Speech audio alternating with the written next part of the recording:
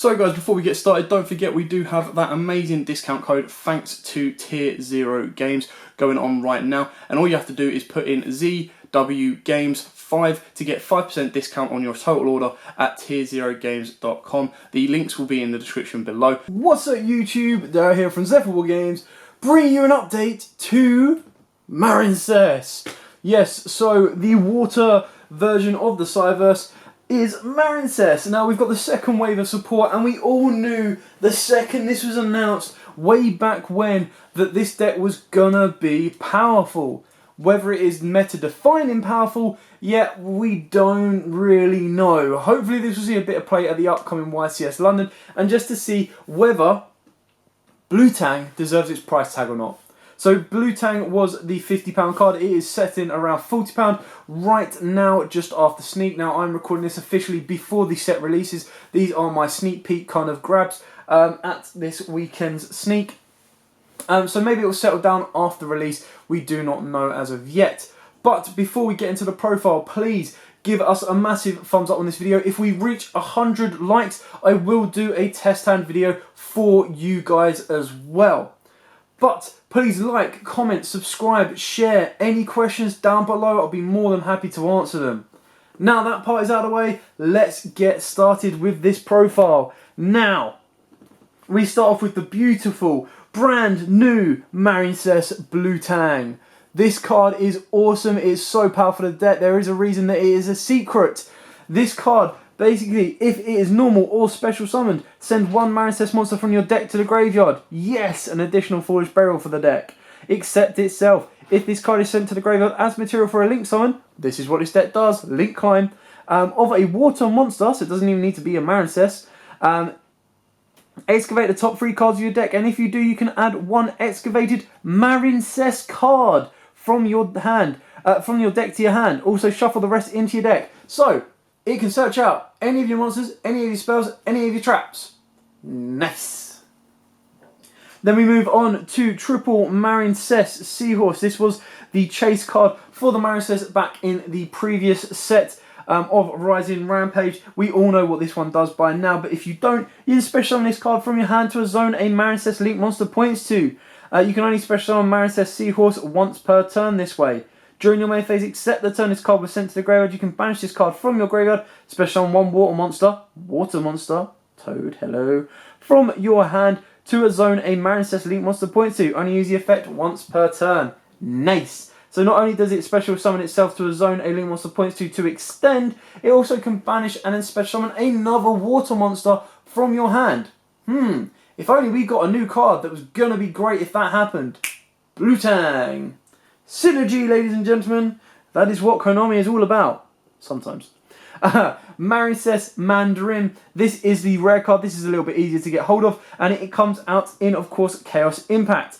If you control 2 or more Marincess monsters, very, very easy when you're link climbing, while this card is in your hand or graveyard, target one water link monster you control, special summon this card to a zone that monster points to, but banish it when it leaves the field. You play 3 of this. If you wanted to, you could play 1 for 1. Why not? I mean, if you play this for 1 for 1, send this to the graveyard, and then if you make 2 link monsters with it, or you have 2 water monsters, or Marincess monsters, sorry, you then just revive it. So it actually gets 2 uses out of it. 1 for 1 would not be a bad addition to this deck.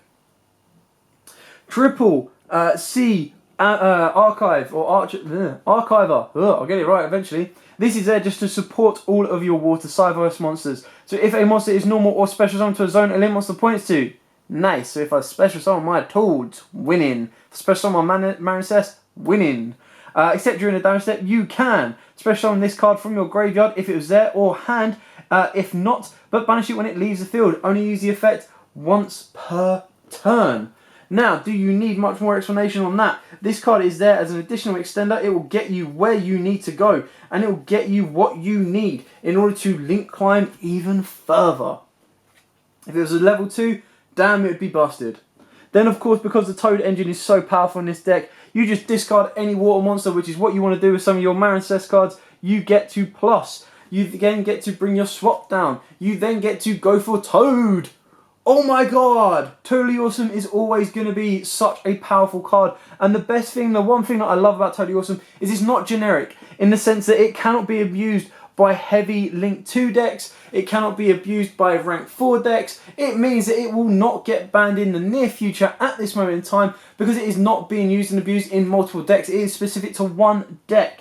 And of course with the Toad engine we go with double Ronin Toadin and we go with double Dupe Frog, because not only does Dupe Frog protect your Totally Awesome, it also means that if it is sent to the graveyard you get to add a frog monster from your deck to your hand. It also means your opponent cannot target monsters in general for attacks except this card. If you can protect this card while you have a crap ton of Marincess on the board, they're not getting anywhere. Moving on to the spells. Money, money, money, because, I don't know, please Konami, give us a reprint of this soon. I need it in a structure deck. It needs to be easier to get hold of, but Signet Mining searches out the majority of your deck. Now, if you don't have Signet Mining, you can use Signet Backdoor, but that is your budget version or your budget option for this deck. We then play Triple Corb of the Grey because no one likes getting hand trapped. You really want all your effects to go off, especially your Swap Frog and any of your searchers or special summoners as well. We then play the 1 Foolish Burial, the 1 Monster Reborn, and the 1 Marincess Battle Ocean because it is crazy searchable. Not only can you excavate for this, using your Link Monster you can search this, and your Link Monster is very, very easy to make, and it can be made with a single card as well. Searching this out then allows you to boost up all of your Marincess monsters, and then if your Marincess monster is used with your Crystal Heart as well, it is unaffected by your opponent's card effects. Nice. Then, my one little tech that I love in this deck is Burial from a Different Dimension, purely because if your opponent goes, oh, well, he's banished all his resources, he's got no, his Ronin Tonans or his Frogs are all banished, he's got Ronin Tonans in grave, he can't get another one in grave. What does it matter? Top deck this, bring them all back, especially if I bring back my Marincess Seahorse as well. I just go, wow, this is good.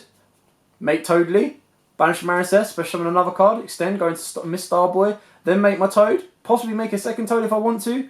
Oh my god, my empty board just went to a Miss Starboy plus 2 Toads, or if I want to, can go into a Marincess Link Climb. That is busted. Now what is busted is this card here, Marincess Wave. I hope you pick yours up soon because this one rocketed in price. So if you control a Marincess Link monster, which in this deck you should be, target 1 face-up monster your opponent controls, negate that face-up monster's effects until the end of this turn. Nice little impermanence you've got there, deck. If you control a Link 2 or higher Marincess monster, all face-up monsters you currently control are unaffected by your opponent's card effects. So let me get this right, if my opponent already has a monster and they try to Nibiru me, I can drop this on them, and they can't Nibiru me. I like it. If you control a Link 3 or higher monster, you can activate this card from your hand. So, you've got a monster, you try to Nibiru me, I'm going to chain this, I'm going to negate that opponent's effect, and then you're going to lose your monster? I call that an absolute win. Gotta love Marincess Wave. Do you know what I love more than Marincess Wave?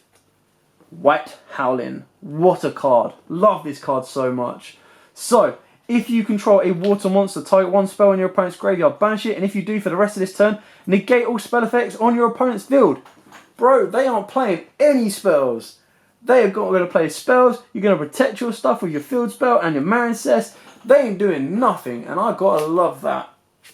Moving on to extend with the Toad plays, we are also playing double Dynamiscus because not only is the disruption good enough, I can extend into Toad plays and I can deal damage to your opponent. Just by aiming a go, bring this guy back, it's a water, link off, cool, winning. And then we go with double Paleozoic Canadia because Book of Moon cards is always going to be fun, which is why Book of Moon's at 1. We're going to play these at 2. Why not? And then we're going to go with double Paleozoic Holonoids. Why isn't this super yet, Konami? This should have been in the OTS with the rest of them. But we're still waiting. Yeah, we're still waiting.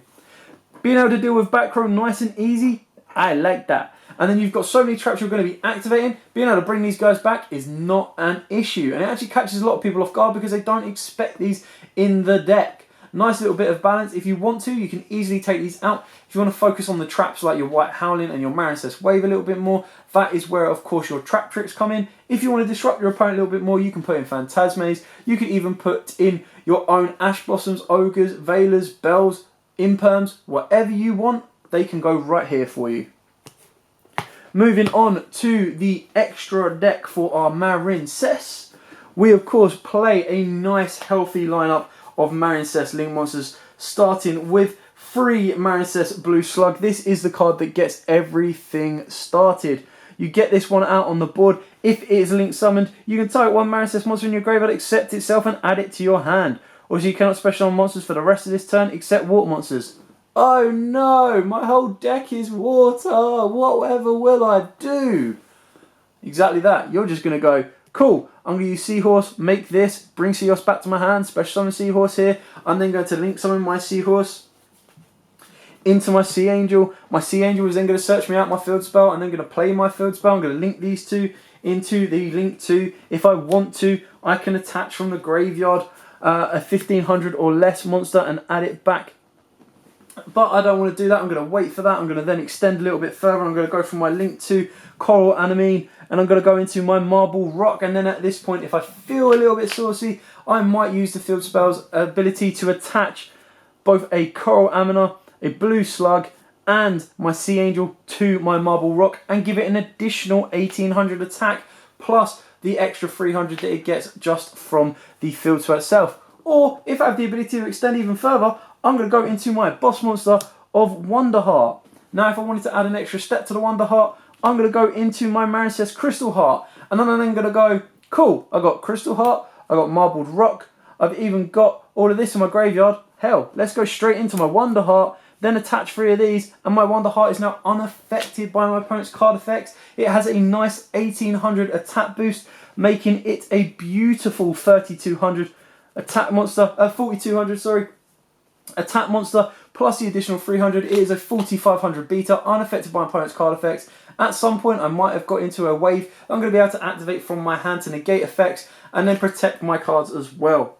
Then if you want to be even saucier and you don't want to go into toes because you don't want to add that additional negate and give your opponent a headache, you go into Mistar Boy and boost it up to a 5k beta. God, I love this at a 5k beta, unaffected by everything. You ain't main decking Kaijus nowadays, are you? And then we're going into Triple Toad because if you don't want your Mistar Boy and you think 4k is enough, hell, let's go for Double Toad or maybe a Single Toad and just be like, cool, I'm going to bring out my Dupe Frog from the deck. You can't attack anything apart from my Dupe Frog. Oh, you want to try and Regeki me? Well, my Link 4 is protected. I might as well use Totally Awesome and protect it even further. And then you still can't attack anything apart from my 2k. Come at me, bro. I'm unaffected. And now people wonder why this deck is possibly going to cause a lot of issues. I love this deck. Very, very fun. Very, very powerful. If you've got some of the old stuff, great. If you haven't, try and pick them up as early as possible. Blue Tang at this moment in time is sitting at a very decent price. It's kind of the going price that I would expect for it. If it doesn't do any kind of, like if it doesn't feature on the stream at YCS, if it doesn't cause any issues, then Blue Tang might go down a little bit more. If it does start to solidify itself in the upcoming meta, then yeah, be worried about this. It could cause it could cause a lot of issues. It'll be a very powerful deck, and you definitely want to keep your eyes out on it. It's not a complete deck because it can still lose quite hard to the right negate at the right time, or it can also lose quite hard to Nibiru if they do not have the protection ready. That's mainly going to be games 2 and 3, which is what you do. You spend more time in your side deck than out of your side deck at events, so keep that in mind. Now, I'm not saying this is the #1 deck coming up in the format. I still believe that is going to be pure Orcust, but this is certainly a deck to be wary of, whether you see it more at regionals or if you see it at YCS London. This deck will definitely be rearing its head, and you'll see it be flooding boards very, very shortly. Anyway, I hope you liked it. I hope it's giving you an idea for your own structure. There is a bit of versatility with this deck. You could go pure Marincess if you want to and you want to get rid of the frogs completely. You can go for a more frog heavy build. You could go for a balanced build with a few more hand traps and a few more disruptions on your opponent. Entirely up to you. Whatever your personal play style is, whatever you fear the most, that is what you can work towards and that is what you can build this deck towards as well. But for now, thanks for watching. Don't forget to give us a big thumbs up. If we hit 100 likes, I will do you guys a test hand video for this deck so you can see how it uses and abuses going both first and second. But as always, like, comment, subscribe, share, and until next time guys, happy dueling. What's up YouTube? Dad here with War Games. thanks for watching that video. If you liked it, please hit that big thumbs up button in the bottom corner as well. And don't forget to hit the big red subscribe button so you don't miss out on anything. Make sure you click that notification bell as well so you know every time one of our new videos goes up. Throughout the whole year of 2019, we're going to have more deck profiles, duels, and of course pack openings for you guys to watch and enjoy the entire year round. So stay tuned for more, and as always guys, happy dueling.